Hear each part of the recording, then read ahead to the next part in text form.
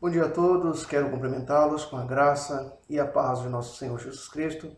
Nesse dia eu gostaria de convidar você a abrir comigo no Evangelho de Lucas, no capítulo de número 10, versos de número 25 a 29, onde a palavra de Deus diz assim: Eis que certo homem, intérprete da lei, se levantou com o intuito de pôr Jesus à prova, e disse-lhe: Mestre, que farei para herdar a vida eterna?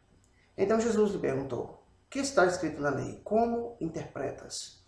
A isto respondeu: Amarás o Senhor teu Deus de todo o teu coração, de toda a tua alma, de todas as tuas forças, e ao teu próximo como a ti mesmo.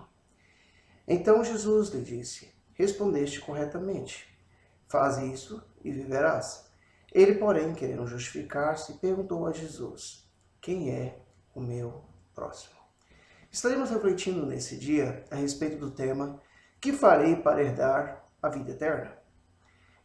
Sem dúvida alguma, essa pergunta ela foi feita por algumas pessoas no tempo da igreja primitiva, na época dos primeiros cristãos, bem como no período em que Jesus, durante o seu ministério, andou por algumas regiões de Jerusalém, Judéia, Samaria, os confins, os arredores. Então, constantemente, pessoas vinham requerer o que poderiam fazer para herdar a vida eterna. Mas note você que esse intérprete da lei, ao fazer essa pergunta para Jesus, não há sinceridade no seu coração de fato saber como ele poderia, o que ele poderia fazer para herdar a vida eterna. Mas nós podemos perceber que a principal motivação desse homem era de colocar Jesus à prova, era de testar Jesus. E Jesus, então, lhe faz essa pergunta: como é que ele interpretava a lei? Essa pergunta, apesar de muitos anos ter se passado, ter decorrido, ela continua sendo a mesma para mim e para você.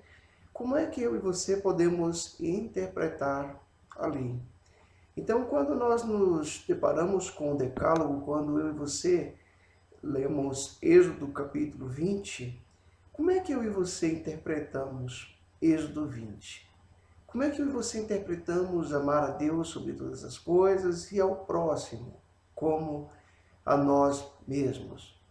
Muitas vezes é interessante que amar a Deus sobre todas as coisas mostra-nos que, independente do que sejam essas coisas, eu tenho que colocar Deus em primeiro lugar.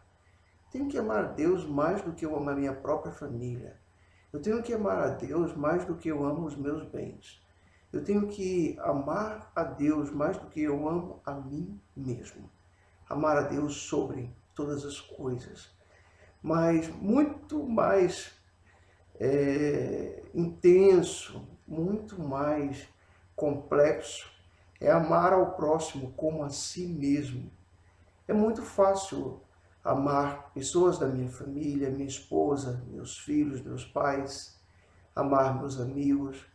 É muito fácil.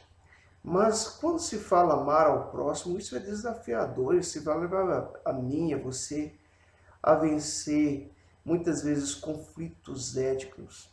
Vai nos levar a vencer o orgulho, a vencer muitas vezes a altivez. E era o que estava acontecendo com aquele homem. Aquelas pessoas não olhavam para os samaritanos com bons olhos. E Jesus vai ilustrar de forma muito prática isso para aquele homem, contando-lhe a história do bom samaritano.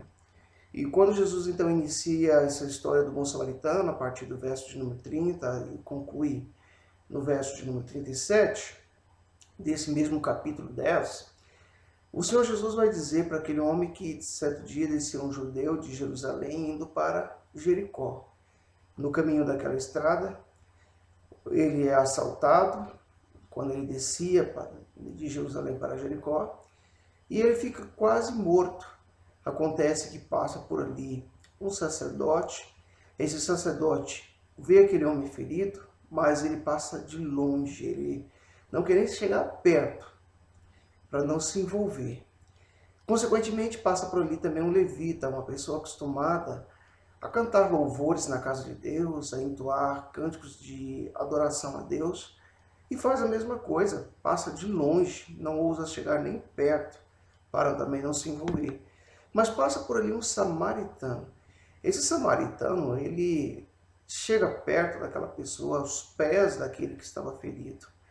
Esse homem vai passar azeite nas feridas daquele homem, vai colocar aquele homem em cima do seu próprio muro, vai levá-lo para uma hospedaria, cuida dele, paga para o dono da hospedaria as despesas e ainda fala para o dono da hospedaria que todas as despesas adicionais que tivesse, ele pagaria no retorno. Então Jesus vai concluir dizendo: quem foi o próximo desse homem? Então note você que essa pergunta de Jesus, ela é válida para mim e para você. O que eu posso fazer? O que eu farei para dar a vida eterna? Ame o seu próximo. Que Deus nos abençoe.